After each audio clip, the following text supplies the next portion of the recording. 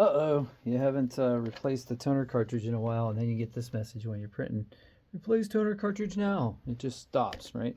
So this is how you replace a toner cartridge on a Brother printer. All right, so let's do it.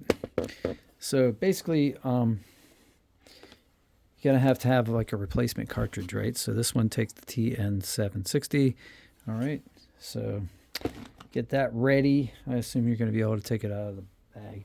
All right, so what you do here is on the sides here, there are these two little kind of clips. See where there's a place you can put your finger over here? So go ahead and do that. Click that open just like that, right? Put your thumbs here, click that. This comes down. So here it actually tells you what your toner cartridge is right here. You use the T730 or 760. 760 has more ink. Get those instead. All right, so from here, see this right here where it says Brother? Take that, pull it. That's your toner cartridge. But it's sitting in a tray, okay? So, see the replacement toner cartridge? It's only this part. It's half of that, right? So what we need to do is we need to take this cartridge out of the tray, right?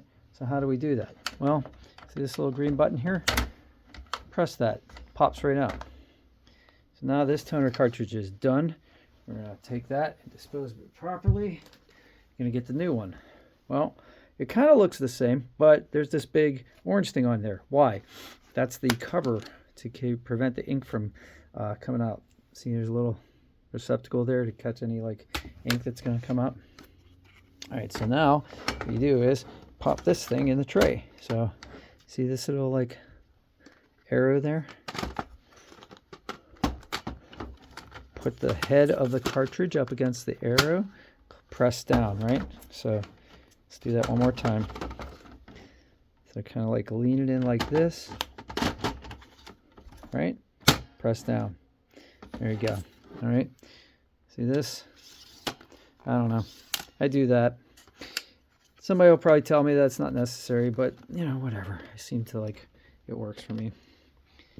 All right. So now all you got to do is line this up properly to put this back in, right? So it kind of goes in not at quite a 45-degree angle, maybe a 30-degree angle. Just go like that. Push.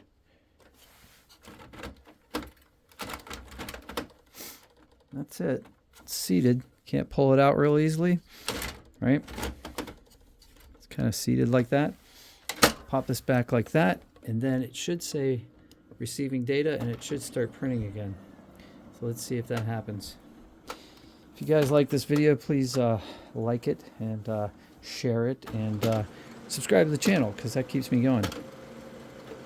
Sometimes it makes a little bit of noise before it like starts running again. I'm doing two-sided printing, so this is going to go in and out.